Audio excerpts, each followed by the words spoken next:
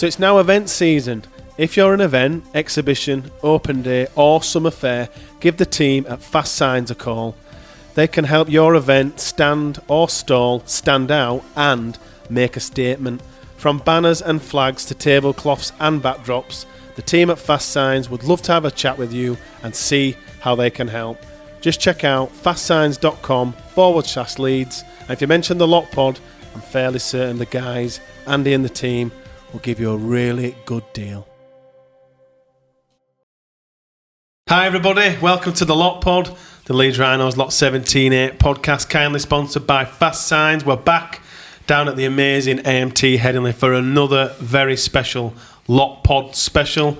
This time we are joined by not only a Rhinos legend, not only a member of the golden generation, but an absolute Leeds legend, and they're also soon to become the next Rhinos CEO. Jamie Jones-Buchanan, how are you? I'm very good. I'm bloody marvellous, as Paul Pickup would say. I don't think, if I was any better, I don't think I'd be able to cope.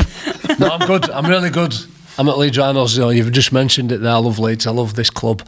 It's been a part of my upbringing from as far back as I can remember. My mum and grandma used to work here in the cricket pavilion, so being 3, 4, 5 years old running around, and obviously came into the Rugby League about 10. Somebody took me over to watch that game. I thought it's miles better than watching the game where they eat cucumber sandwiches at half time. Found this gladiatorial sport and it's just inspired. So I'm loving it every single day. Learn something new. I've got the keys to the building thanks to Sue Ward, which was almost equal to a grand final ring because it's like the fairground that I grew up in. So I'm good. I'm good. Yeah, I've got them somewhere. I've probably put them down and lost them. I have them in my pocket. Get another set cut.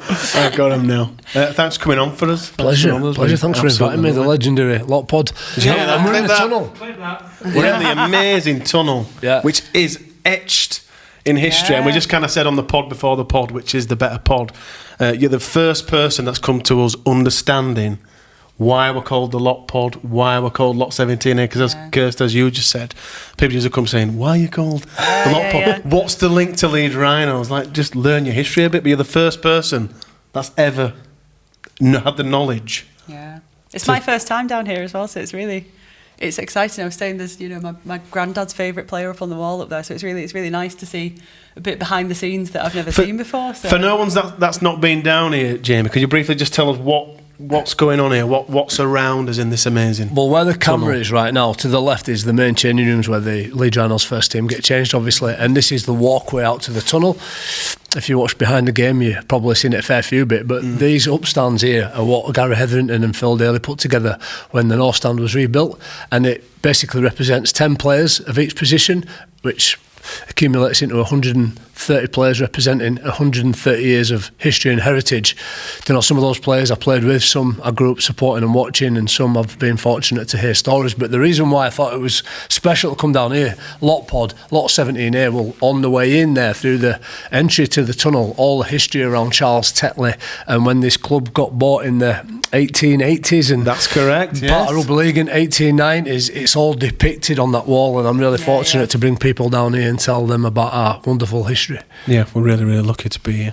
That's really special. Yeah, so we'll talk about that a bit more actually. So you've been, like you said, you've been a fan, you've been a kid running around here and coming to see your first game when you were 10, and then in the, from the South Stand now you're going to be the CEO in the future, so must be a dream fulfilled. But I know you've talked about it a little bit, but is there any moment along that path that gives you the biggest sense of pride or astonishment that that's something that you've done or you're doing?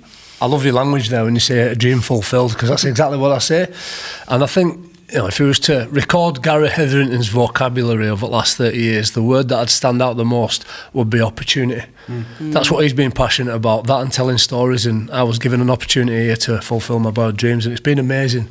But if I was to answer your question and say, which was the moment that really stands out, it was probably the first time I stepped foot through the door, signed my contract with Dean Bell. How old were you? I was 15. 1997, and I'm getting hairs on the back of my neck now, and I can see Roy Dickinson, who came with me. I can see him right over there on that number 8 upstand. Yeah. He came, he was a Bramley boy.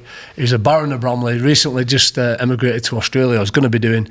And that was where the people who were your heroes became a living daily reality. Yeah. And then, when you're talking about being it and seeing it, once you're amongst it, you know it's possible. And that was just a dream. And you're right, when I stepped foot through that door, it was like stars in your eyes, and the novelty has never worn off. How did it come about? Like the CEO thing, was there a process to that? How did you hear about it? Was it something that, did you know it was going to happen? Did you? What was the? Not really. I think, and it's interesting thinking about it, because Gary's been here for nearly 30 years, right? And I've been here about 18 months shorter. So throughout Gary's tenure, which is crazy, to be fair. That is mad, isn't it? Yeah, when you put it like that. Yeah. And that's, I think you forget sometimes. So that sort of 27, 28 years, Gary's been my boss. He's cultivated this environment, and the abstract language I like to use is like I was a mustard seed that was born and grown out of it. So when he's deciding what the rules are and wants to create a club that's sustainable, that's the city's proud of, that's winning trophies, and wants to create role models for our young men and women, then you get to understand what he's about, and you can't not help but be that. And you see me all the time speaking, and I think whilst I'm my own person, I try and portray my love for the club in somewhat Gary's image within the context of the environment that he's cultivated. So Kevin Sinfield, who was the greatest leader and cultural architect, was for me a big driver behind the golden generation and the success. And I think he was perhaps the one who might have been destined one day. And as you know, he come back for a while there as director of Rugby. Wasn't Brief spell. But then he found new things, and he went on to pastures new. I speak to Kev pretty much every day, and he's very much still spiritually and technically a part of the club. But then, when I retired, obviously coached for 3 years, and then got offered this opportunity in culture, diversity and inclusion through Sue Ward primarily. And that really opened my eyes. We might get into it in a bit. I don't want to take up your time. But it opened my eyes to what diversity and inclusion is, which is seeing the world through the mosaic of different people's lived experiences. I'm just one individual in a planet with over 7 billion, so I know very little. But hearing everybody else's experiences, certainly around the Leeds Rhinos environment, has helped me to understand the full picture. And whilst I've been a player, a coach, this administrator, director, a fan, a dad of 2 boys who were playing in the academy. Absolutely, It's almost like you see and feel every touch point. And what that meant was I started to have a lot less opinion.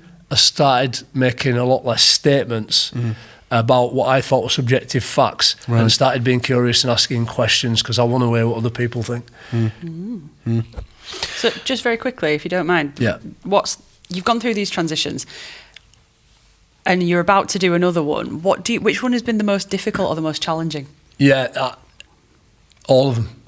So no, it has, because the only way to grow right is to get out of your comfort zone. I agree, and massively. There's this idea of conscious incompetence, right? When you know that you're new, some people call it imposter syndrome. This is a new skill, this is a new environment, and I feel uncomfortable because I don't really know how to do it. Driving's a great example. My 17-year-old's learning to drive, and when we all do that to start with, we're like this alert out with gears, stalling, and then I imagine you've driven here today, and you've come on your electric bike. I was on the bike, and you don't think about it anymore. So that's don't tell people they'll be nicking it. Competence. Mine's went missing outside Majestic in town. If you've got it, I'm looking for you. 8:30 morning, I'm still looking. There's an air tag on it. I've got you. So I guess that in time you get out of your comfort zone, you grow into it, and hopefully you keep growing. So every step that I've taken in my career, whether it be making your debut off at bench, making your first start, trying to go to international, it's uncomfortable, but the important thing in the Leeds Rhinos, the Rob Rowley's marathon, for me is the beautiful picture of that, to keep getting to the start line, keep turning up, and good things happen. Absolutely. You shared your testimonial with Rob. All proceeds obviously going to MND. Just looking back, what does that solidarity between you and your past teammates and Rob, what does that mean to you? Could you even put it into words, that kind of? We can't have friends like this without going through the experiences we have, and that's a quote on the wall that Rob Rowe left us. And going back to your point around what's been the most difficult, what gets you out of your comfort zone, to make a step into that new domain requires courage. Kev actually texted me recently and he said, you can't have comfort and courage. And I think for me, Rob is the daily picture of courage, both in the way that he played the game as a small but lightning fast player, and then obviously with his journey with M&D, which I'm sure you all know about. Yeah. But that was born, that solidarity, over best part of 20 years of playing rugby league with each other, going through the training sessions on Roundy Park, where Rob, I remember once writing his MR2 off, leg was shaking and he went round corner up at hill and he must have lost it, and we're driving up and his MR2 sideways on a tree and he's crawling out. Oh, jeez. Don't try to help him while your legs are shaking. But it's that pain and the lactic acid that, believe it or not, brings you together. Yeah. Galvanises you. And that first fundraiser, the first game against Leeds and Bradford, where the boys come back, the golden generation, to have one more swan song, was probably the most important rugby game, I think, for me, that happened in my career. Yeah, without a doubt. So how are you going to, obviously that's looking back, isn't it? How are you going to bring that into your role as a CEO and look into the future? How are you going to honour the golden generation but also look forward to what's hopefully another golden generation coming down the line, and building the club whilst putting those memories right at the centre but not letting them overtake the future, I suppose? Yeah, no, it's a great question, and we were talking about it earlier, weren't we? I think one of the good things Gary's done, the exceptional things he's done, is brought little pockets of people together to tell stories. Just really quickly to contextualise it, I had a guy from Leeds City Council come recently, and he's been tasked the job of going around Leeds, looking at all the historical buildings and trying to create an identity and understand what Leeds' identity is. And at the minute, for me, it's hard-working, unassuming people, but we don't boast, we don't shout, like Manchester and Liverpool, and they have got this very eclectic identity, aren't they? Leeds we're also going like, who are we? And we come down M621 and you see that wonderful landscape just before Ellen Road. But sport has got a part of that. Now, I think the importance of storytelling is key to understanding who and what you are. So it's telling stories about the past in the present for the future. So you're right, you've got to keep telling stories about that, but it is very much about the players of 2025 now. Yeah, well, and beyond that as well, because there's some good kids coming through as well, isn't there? Amen. And it's about the youth for me. So the first clue I was going to say is youth playing together consistently, like we did, creates golden generations. We see that at other clubs as well. And we've not just got a men's team, we've got a women's team, wheelchair team, we've got the learning disability team, physical disability team. It's about bringing the community of Leeds together and representing that badge. I love Leeds. It's about representing Leeds, and this is the opportunity that we've got to do that. So all these little clues there, I think, are being adopted as well by Ian Blease and Brad Arthur, understanding that the youth development is really important in a salary cap sport. Yeah, it's key. And we just want to keep celebrating and encouraging our own. We talk about that. What advice would you give to any young talent that were perhaps trying to follow or were in our academy and following your footsteps at Leeds? Is there any advice you'd give them? Yeah, well, I try giving it to my two boys, but they don't take a blind bit of notice. Why would anybody else? The teenagers, aren't they? They're not going to listen to you. You're the dad. Whatever I always say to people when I get the privilege of talking to young people is, first of all, find your gift. Pablo Picasso said the meaning of life is to find your gift, the purpose of life is to give it away. So I understood at a young age that I was pretty good at sport, and I wanted to live my life on vehicle of sport, and rugby league was one that lent itself to me being a big kid. So I pursued that and I had dreams, and I visualised those dreams. And then from there, you've already mentioned it, the two key ingredients for me is, one, get out of your comfort zone every day. So ask yourself, how can I be a little bit better tomorrow than I was today? And then number two, you've got to turn up. You have got to turn up. Those moments when you're terrified, you don't want to be there. I had one yesterday. I had a meeting that I didn't really want to be at. It wasn't the Rhinos one, it was a different one. Go on, tell us who it was. Go on. So I'm chair of inclusion board at RFL, and obviously there's a lot going on in there. Yeah, there's a lot going on. And there was a bit of sweat, because I wasn't sure how it was going to go. It actually went really, really well. Oh, good. But every time you get that bit of anxiety, imposter syndrome or self-doubt, turn up, and what will happen is it might be an horrendous experience, but you'll learn from it. Yeah. And you become more competent each time, I believe. And that's another clue to success in my mind. Yeah, I've talked to someone once who said that it's scary doing something for the first time, but once you've done it the first time, the next time's not the first time. I think that's a good bit of wisdom. Love that. Yeah, Like that. Yeah. I think that's a good I one. hope it's not patented, I'll be using that. Pardon? I hope it's not patented, I'll be It's using not. it. No. I'll tell her where to send the letter though. But sorry, am I waiting It's for me? your turn, yeah. This is a big question, actually. What are your plans for the club next year? Oh my God. Yeah. Yeah, well, let's throw that back. If you had a magic wand, you all know the club really well. Yeah. So, and this is the bit, what I've learned in that, on that, what I call a safari, going out and understanding those lived experiences. When you're speaking into the ears of different people, you've got to understand who it is you're speaking to. Yeah. Because I read a book and it says, everybody who buys a drill needs a drill, but what they really want is a hole. Yeah. Right? And why you want the hole is the key, because that could be as numerous as the sands on the seashore. So if you was in a position where you could shape what Leeds Rhinos look like in next year, question, what would it be for you? Where would you wave that magic 10-year wand? deal for Brad Arthur.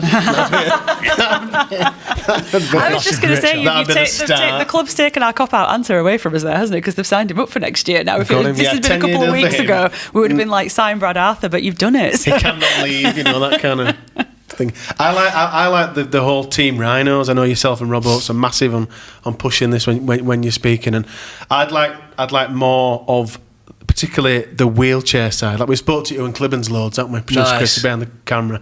And for them to get more, it's not like a Rhinos thing, but it's more of a wheelchair rugby league to kind of push that sport, to perhaps have it run, is it alongside, or to make it run opposite to where it is now, so more Rhinos fans could go to it. That I'd much rather go down that side. I think the men's game, I think us as a club are fantastic. I'm not saying it just because you sat here. we say it all the time, the club, the way it's run, the way it looks after the players. I don't think you get that at other clubs. So for me, how the men's side in particular is running seems okay. I'm sure it's going to get better when you take it over. But it'll be more the women's. But then I guess they're still in that learning and that development phase where the wheels are still turning. But I still think our club drives those as well in terms of wheelchair academy and women's games. Don't know what you feel. No, I agree with you, Eddie. I think that it is about building the full club, isn't it? Because I think we have netball as well. The netball as well. And all the stuff that the foundation does as well. Like the physical disability and the learning disability. All of those ones. I think that it is really good. I think what you're saying about building the profile of the sport, and I think that. I don't know how you would do this, and this is going beyond the club, but getting the city to understand that the sport is its culture. Yes. And I think that, I can remember there was a big consultation. This is going back years ago. God, we're digging into it now, aren't we? But this is going back a few years where the Leeds City Council did a consultation on culture and what it meant to people and what cultural activities went into it. And there was a lot of stuff about, do you go to the theatre? Do you go to the opera? Do you go to the... And sport was just one bit of that. And actually, you could go into that more, couldn't you? You could say, do you go to Leeds Rhinos? Do you go to, Leeds United? Do you go to the cricket?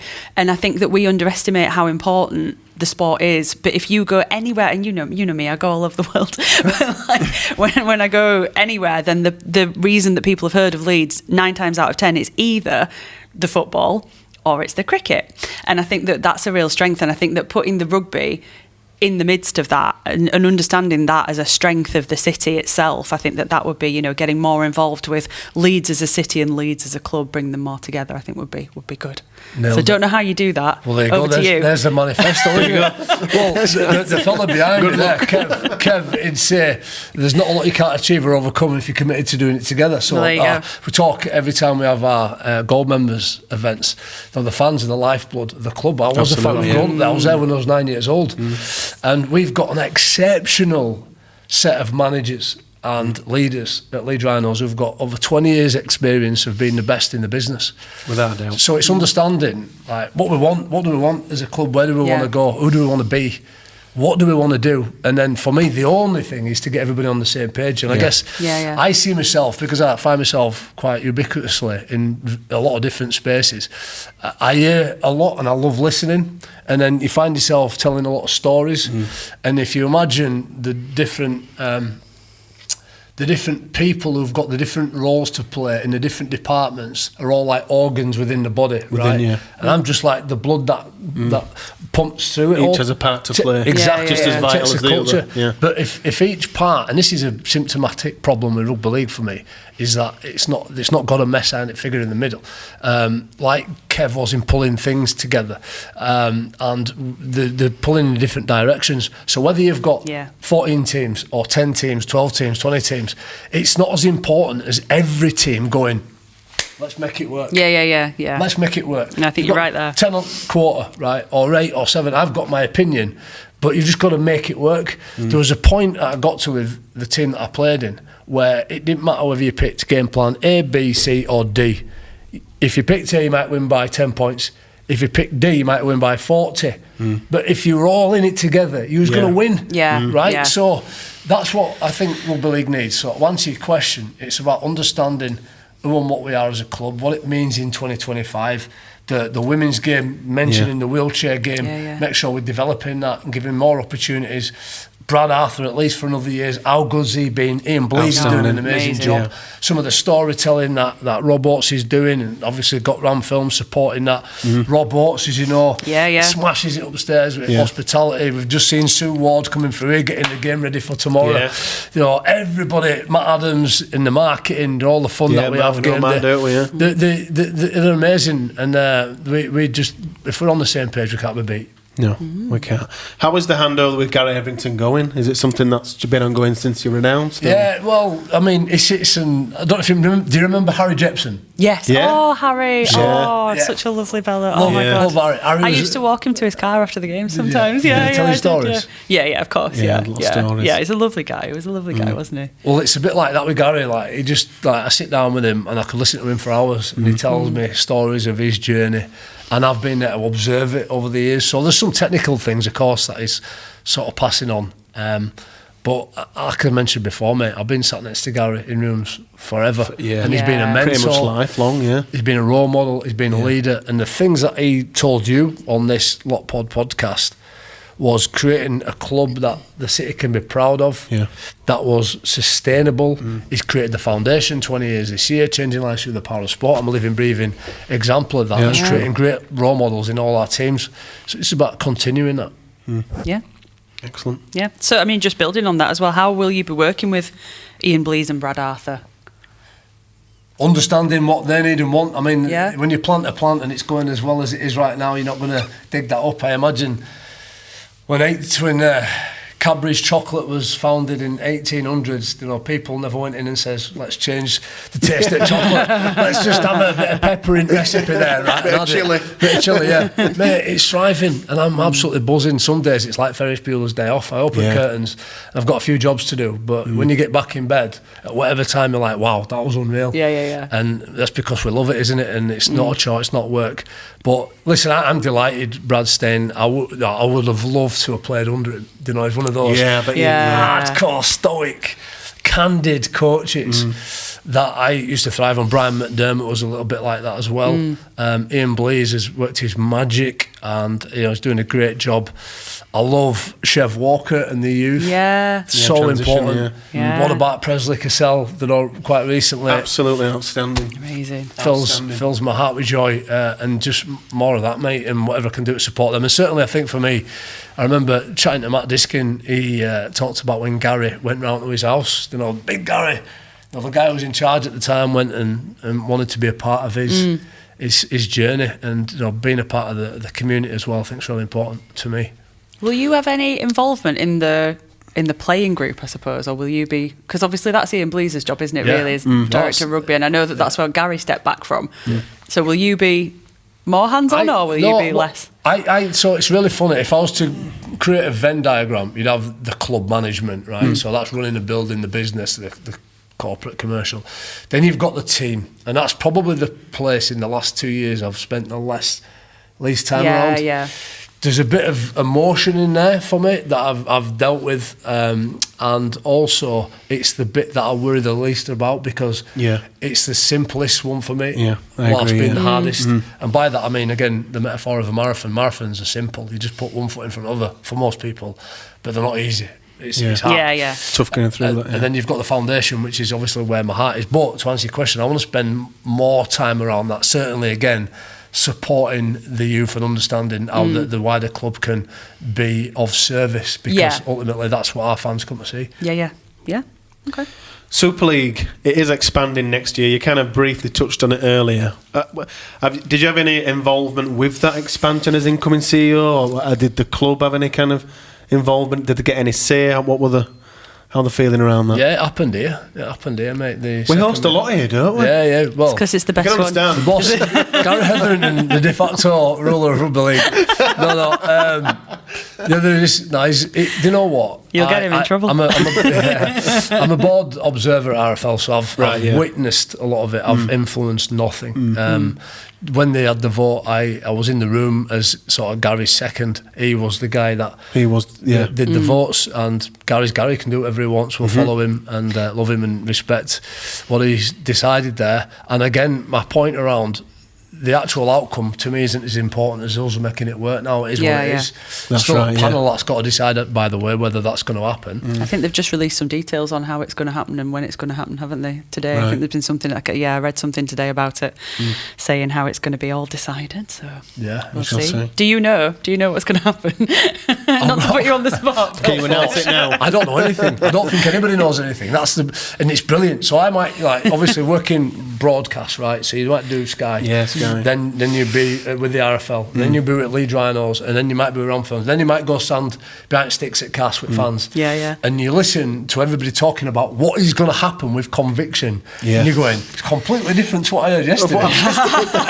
Kid you not. You go to another meeting. Yeah, I go to another meeting and they say it with absolute conviction, and it plays with your head because you start thinking, I ain't got a clue yet. Yeah. They could be right. Yeah. And then you start, I think it's called the Kruger effect, with the more you know, the more incompetent you feel. So sometimes it's been ignorance is bliss, and just having a bit of conviction, but nobody knows what's going to happen. But as things unfold, we need to go, right, this is what it is, let's crack on. Let's make it work. Yeah. So what about the 10 overseas quota spots as well then? What's your thoughts on that? Yeah, I'm a bit more opinionated on that. Listen, context is king, isn't it? And for me, the way I look at it is as an overdraft. I think if clubs can't or won't produce their own players, then 10 players is an overdraft you might have to sit in. But you'd frown upon that. Yeah. You know what I mean? If We've talked about this before on the podcast, haven't we? And said that Leeds won't need to use it. No. And it's an advantage for the clubs who aren't like Leeds, isn't it? Really, that's what it's for. But I totally agree. Yeah. We want to, as I've mentioned, grow our own. Listen, when Brent Webb or Ali Lautiti and Danny Medeiros come over, we love them a bit, so on these walls. But wherever we can, we've got to be feeding in to our youth. And even we know, don't we, the players that have come through the Leeds system and then moved on to other clubs. So you're feeding other clubs as well. Feeding the league as well, Absolutely. 14 teams, you're going to need 60 more players. Yep. So, I understand why, or the rationale. And with enough information, most things make sense. I thought they were overpaying a lot of the homegrown players, and they think they can get a few more overseas now. And there's some good examples. I think that Kais Faitili over at Wakefield's been exceptional. I've loved watching him. There are some good examples of that. Cooper Jenkins for us has been brilliant. Some of those overseas players, I think they've all been outstanding. Palacia, I think they've been outstanding this year, and I don't want to miss anybody off. We love getting overseas players in. They bring something a little bit eclectic and different. Yeah, Lockie Miller, I think, as well. Lockie, Great, Wow. He reminded me of Yestin the other day when he scored that try against Lee. It's like a cross between Webby and Yestin. Love it. It was a good match, that one. Not many players like that. There's actually been a handful of former league players stepping up as CEOs now, like Wigan, Hull, and obviously yourself. How do you think the club's decision making could change now? Do you think there's any change from being a player to? I think they could bring something slightly different to how these clubs are being run? Yeah, I think what's interesting though as well is the owners have never been more vocal. I think the owners are starting to appear now and seeing the difference between that. That's a really good point, yeah. It was funny when you talk about the voting. If you had a camera in that room, it'd be one show. I'm telling you, it'd be a show. Be great television. It'd be a great time. I mean, you see a lot of Derek Beaumont, don't you, as the owner of League, talking, and he's always entertaining, isn't he? Producer Chris loves him. You're right. Well, yeah, and they're doing the job because the field. Your favourite man, isn't he? He's your favourite person in rugby league. Yeah, loves him. Go get in that Raps Lamborghini. But look, the team's doing a great job on the field. But to answer your question, Carl Fitzpatrick, played with him as a kid. He played for England with him, and I speak to him a lot. I love his ideas.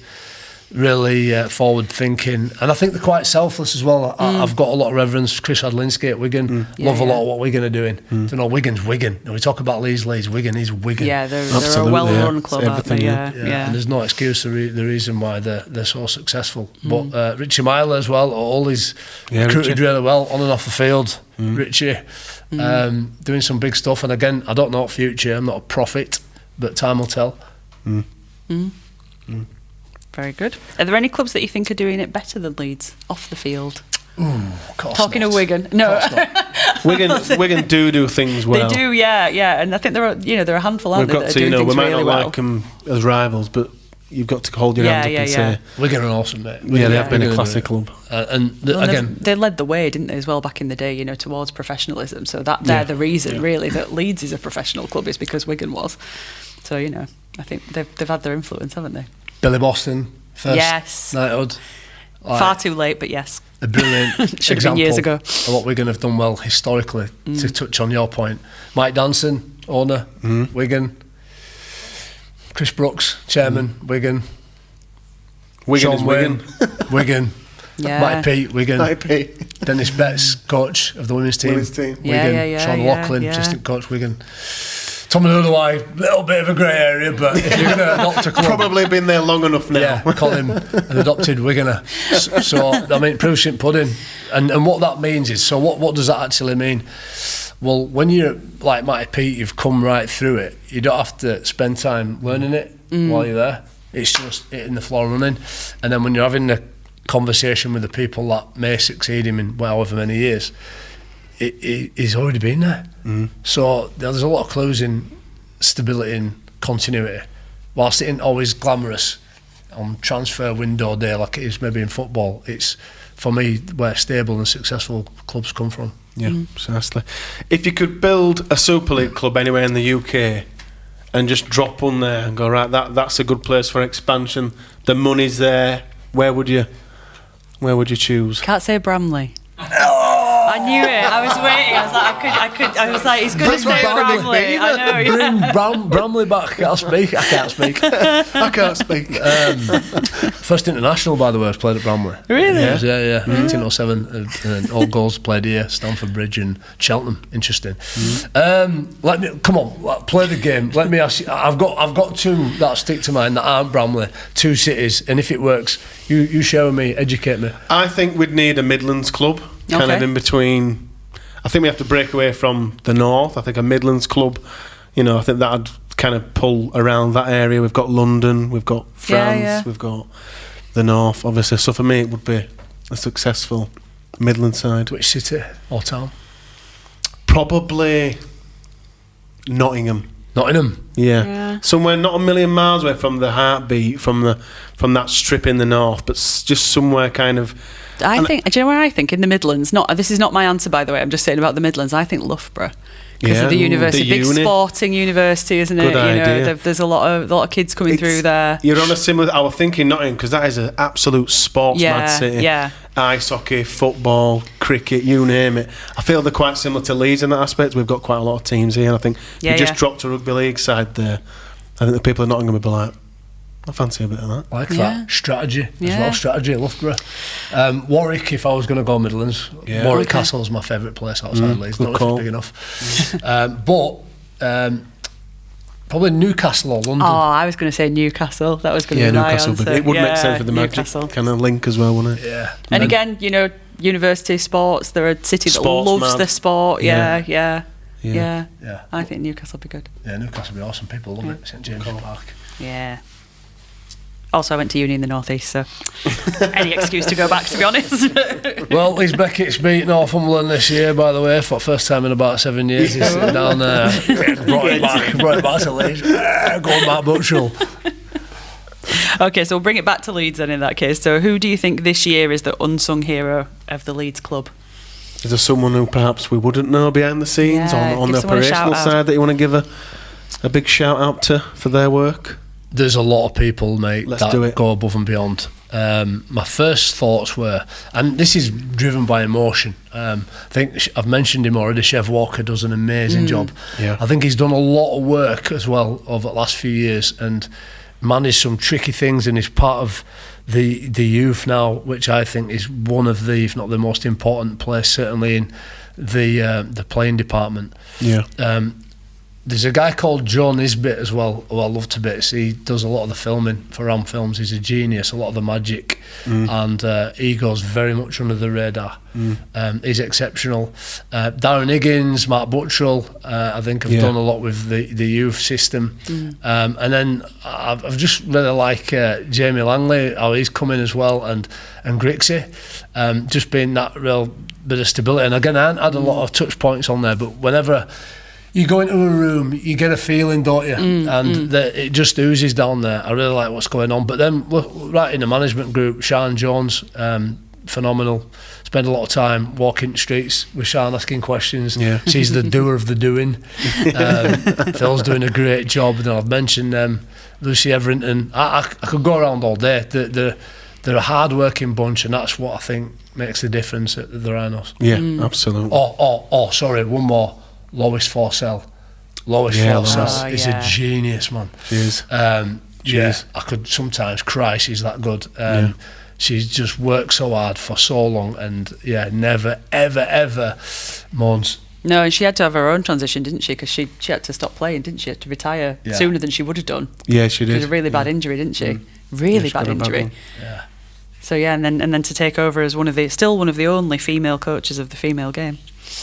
There's only a handful, isn't there? I'm a fan of Lois as well. I think she's great. On to the academy. You mentioned them both briefly earlier. Your two sons, Dax and Law, are both playing in the academy side. How does that feel? Like as a pair, as parents, you must just be completely thrilled that. I am. I'm proud of my boys, regardless of what they do. As long as they're working hard and they try to find the gift, as I mentioned there, and they keep turning up. There's just some of the basic principles. I remember sat in front of John Bastian and Simon Bell when they're basically making that decision as to whether they're going to go from scholarship to academy. And regardless of however many hats I wear at this club, I sat down in front of them, and I was just the dad of a just dad, Yeah. 16-year-old. Forget the surname and things. Just dad, and as nervous and anxious for them. And thankfully they've both had opportunity to play academy. Where it goes from here, I don't know, and there's no expectation from me.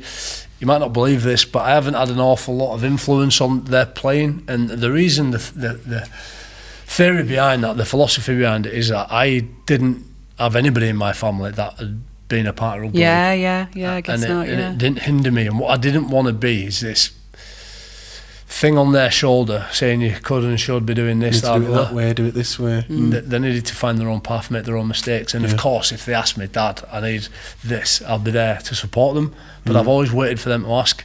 And I do they just ask love for where they're advice? no Really? no, they don't. They go to the mum. Potentially a They good go to thing. the mum. Yeah, they Oh, go to the mum. Yeah, like they do. What Boys advice have they always asked got her them. for then? What are they asking her? Usually wears me kit and all that kind of nonsense. No, I'm joking. I'm just getting. I don't know what I would say. No, I think. Do you know what, boys, especially Emma's always been there to get them to train. Do you know when you stand up as a player and you thank your grandparents and all this? Emma's just been there every step, not just for their career, but for mine as well. Yeah. I couldn't have done what I did without her. They couldn't have done it either. And she's the ruthless one. She watches Super League if it's not on Thursday night, she'll throw something across the room. Like, rugby on, what's going on here? Anything on? And I'm like, it could be any game, right? Any game at all. And she loves it, and she's the one that's judgmental and ruthless with them for missed tackles or drop ball or laying. She hates it when they lie on in tackles. Really? Yeah. She goes Me mad. too. She's gone mad with me. But yeah, bless her. Emma's probably had more of that tactile influence than I have. Yeah.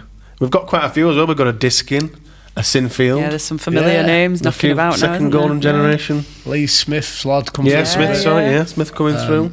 Yeah. Is it just coincidence? Well, when you grow up in a place, you know, and it's Louis as well, Danny Maggsy's lad, you know, he's playing as well, I think maybe Kipax. Yeah. And you expect, having the role model that his dad's been, he might end up there. I think they've grown up with it, they've seen it, they've got a name which might get them through a few doors. Joe Diskin's been outstanding, I think he's great. I love seeing him. And do you know what's great about it for me is like you see the dads in stand. Yeah, of course. Yeah. It's like a reunion. There's loads of them as well. There might be Leon Price, Matt Diskin, and you go around and you start reminiscing, chatting, and watching each other's kids come through. You know, obviously Will Price playing. Mesmerising player. And it's just fascinating seeing dads bring up the lads. Yeah. And girls as well. Lots of players with girls playing the sport, which is great. Yeah.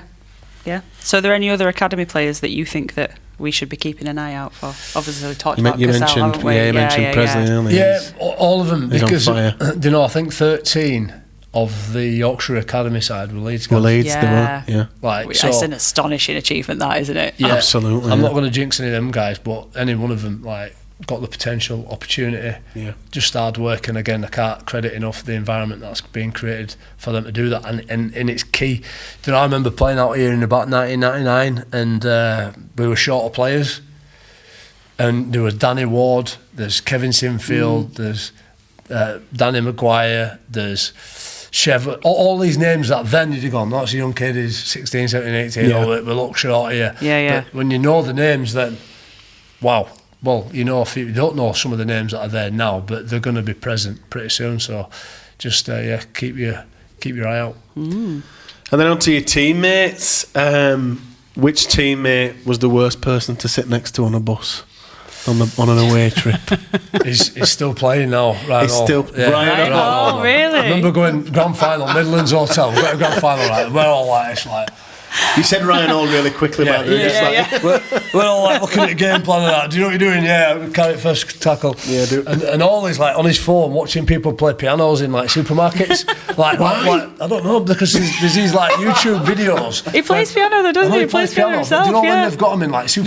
Yeah. You've seen the station and stuff, don't you? Yeah. New York and Korea, and he's like big smile on his face. Like, what are you doing? How do you know we're not waiting to a grand final, Ryan? Yeah, crackers. Now's not the time. Yeah, crackers.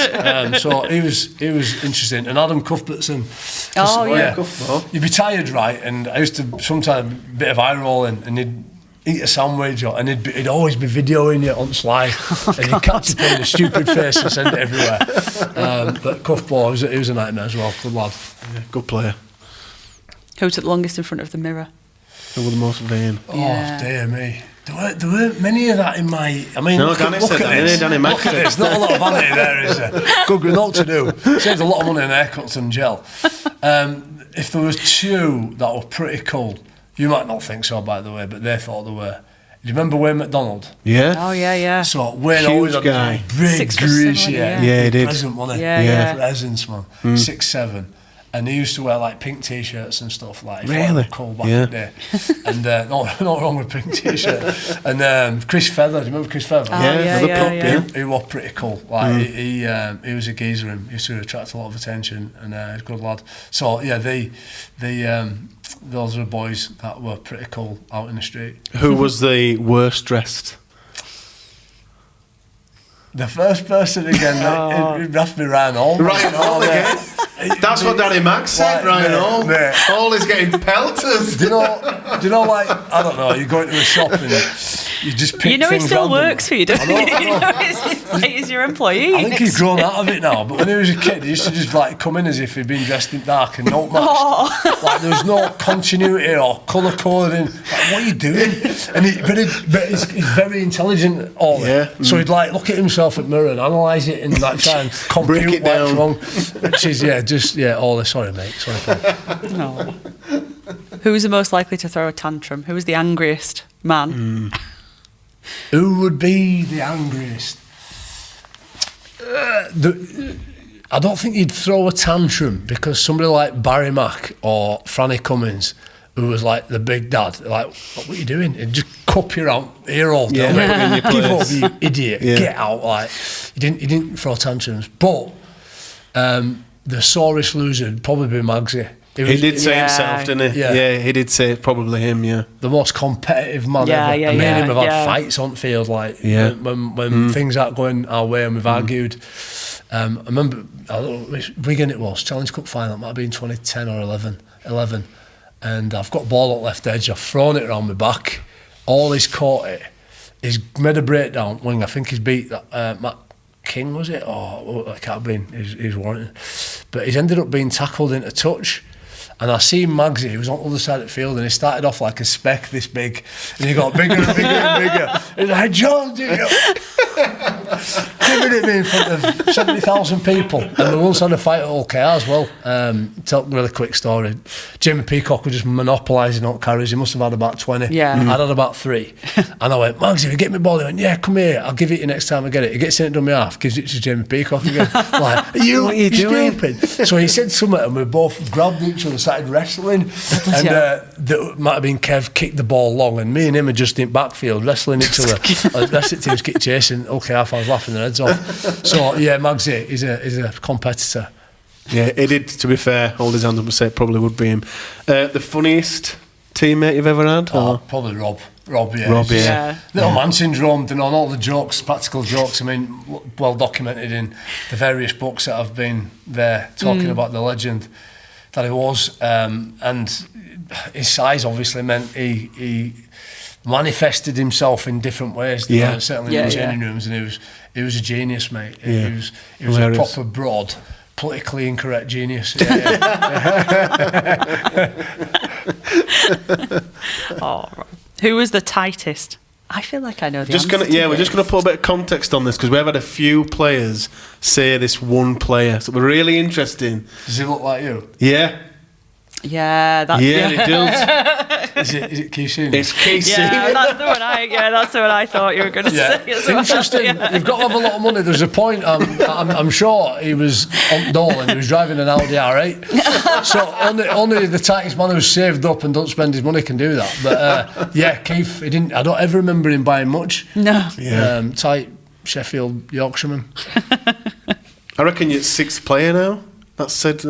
We need to get Keith on, don't we? He needs to come and answer for himself. Make sure I'm not here when he comes in. Have you seen the size of him? Man, yeah, he's still massive. Yeah, he still looks really fit. Yeah, he does. Yeah. And you kind of answered this one. Most competitive, Danny Maguire. Danny Maguire, definitely. Yeah.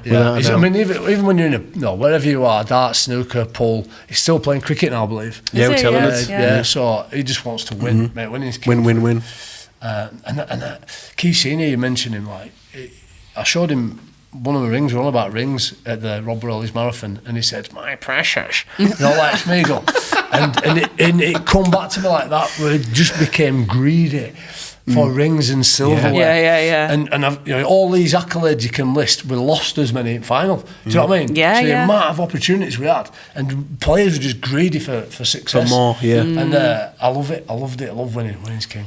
Yeah, absolutely. That leads on nicely. Actually, we were going to ask you if you'd ever kept, because I can see you've got your rings on. Which ones are there? Which of the Super League rings have you? This one do you wear? This one's 2004. This is my first one. Yeah. I think Gary said it on Lot Pod last time. You can only have a first, can't you? Yeah. You can only be first once, and this is the first. 2004's rubbed off now, but we beat Bradford obviously, and it was the first time I'd seen Leeds that I grew up supporting win championships. Yeah. I was on the field winning it, so pretty special. But each one's got a special memory.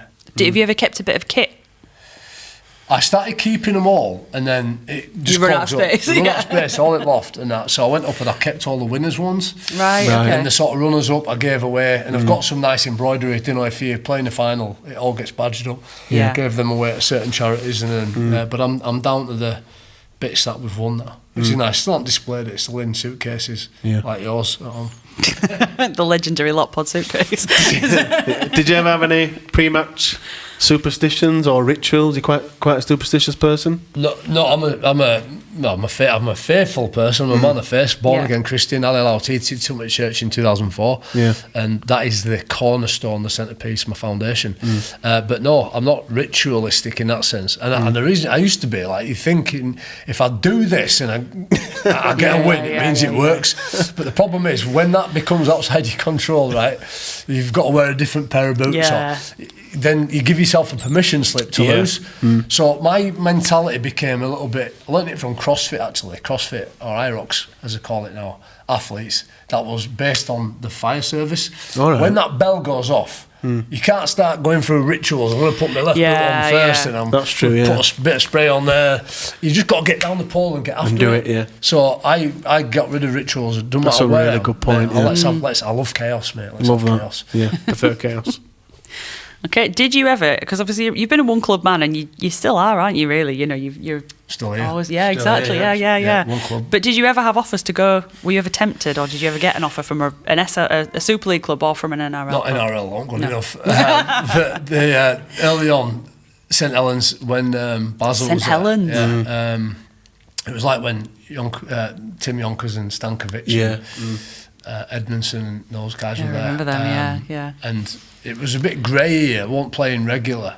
And they've always been a tough club, do you know what I mean? I think reflect on the team that gave us the biggest challenges, probably there. But other than that, no, because when I started playing a bit more regular, there was no way I ever even thought or wanted to leave Leeds. In fact, the opposite, I was scared to death of being booted out. So the carrot and the stick came into play, and thankfully I just stayed one club. Yeah. And we're glad for that. Yeah, we are, yeah. If you could build your own, your own Mount Rushmore of rugby league, who do you think should be up there? Who would be up there for Jamie Jones? Is this people that I've grown up watching? Whoever you think Anybody. for yourself, myself. Your own Mount Rushmore of... Love it. Whether it be your teammates, other people in the game, who would you stick? Who deserves to be on Mount Rushmore for Jamie Jones? Again, let me, if I may, pick two each for me. You pick your two, and create a lot pod Mount Rushmore. Mine is very easy. Easy. Easy. For me, he's the greatest player ever. So Danny Maguire? Yeah, he'd have to go. You seem shocked. I'm not shocked, no. I'm not shocked. Listen, it's a mosaic of opinions. Everybody's got an opinion. Everything he did for us. Fact. Yeah, without a doubt. Love that, that's interesting. Yeah, the greatest ever for me, Danny Mag. So he'd have to be my choice. Easy. I'm going to go Kevin Sinfield. Right. Because again, I always felt like Kevin Sinfield, no one other than Leeds ever got what was so good about Kevin Sinfield. No one ever got that it was the captaincy that was the point for Sinfield. You know, he was a leader. It didn't matter what position he was in. He was a leader. Yeah. And the other one, I think we talked about this the first time I was on the Lot Pod, was Ali Lauitiiti. Like it. I loved Ali Lauitiiti. Like it. What did Gary call him? The Michael Jordan of rugby league. Yeah. All his skills. And he's a lovely guy. Oh God, such a nice man as well. Yeah, just such a good guy. So yeah. What was your second one? Oh, sorry. Yeah. No, that's good. I love them. Got Ali in there. Obviously, he's got a quarter spot. It'd have to be John Holmes, wouldn't it? Oh, John Holmes. It'd have to be. Different era. Yeah, deserves his spot there. Again, Danny's my favourite player ever. Yeah. But John Holmes is... But someone who deserves to be up there. Yeah. There's loads of people. But whenever we talk about favourite players, as Leeds fans, there's never a right answer, is there? Well, and it changes, doesn't it? Someone will say, it's Kev, and you go, yeah, it's Kev. Yeah. Someone will say, it's Rob or JP. They go, well... There's never a wrong answer, no matter who, as you discuss with Leeds fans, because you're just discussing the same thing, really, aren't you? Yeah. You got the same point for the same. Well, and I think that's the thing time. In a team game, isn't it? As well, you know, like you can say Danny Maguire, but Danny Maguire can't do it without the team around him. You know, he's one man, isn't he? So Danny's favourite player was Scoey, wasn't it? Yeah. He loved Scoey, and we asked him. He said, Scoey, on number 3. Yeah. Which I don't know if is he on 3? He's on 3 centre. I thought he'd have been on 6. Yeah, must be some good 6s. Not what I was going to say, not rooting for him on 6. Yeah. As I said, so mine then, Kevin Sinfield would be number 1. Okay. Greatest leader ever, and sometimes being a great player is not always what you do on the pitch. I agree. What he did off the pitch was immense. Yeah, just as vital. Great leader. Number 2 would be Jamie Peacock. Yeah. Brownlee boy. Alexander the Great at Rugby League, just invincible as a human being. 3 would probably be the little fella, Rob. just the legacy of courage that he left, and his selflessness. Really quick, let me tell you a quick story. Do you know the try that everybody keeps playing, 2011, when he ducks under? Grand final. Paul Welland's grand final. Yeah. That year we played in the semi-final. If you remember, we finished 5th. Yeah, we did. Played at Warrington, and if I understand it right, was it the club call where they picked us? They called us, yeah. We had to go down to Warrington. And I think they scored 1,000 points that year. Warrington, they smashed it. Yeah, they were Absolutely brilliant. Smashed it, right? And there's an old story that they were given this grand final balls before the game. So, as in, this is a foregone conclusion. Yeah, it's done. We turn up, you remember Rob, well documented, came off the bench. Yeah, he did. He wasn't happy about playing off the bench, could have kicked stones, right? He come on, scored the last try in that game, won us the game, right? And got us to that final. And that was just one example of him turning up.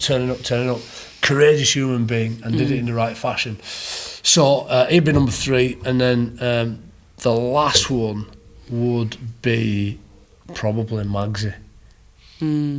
Because of his competitive nature, and a rising tide lifts all boats.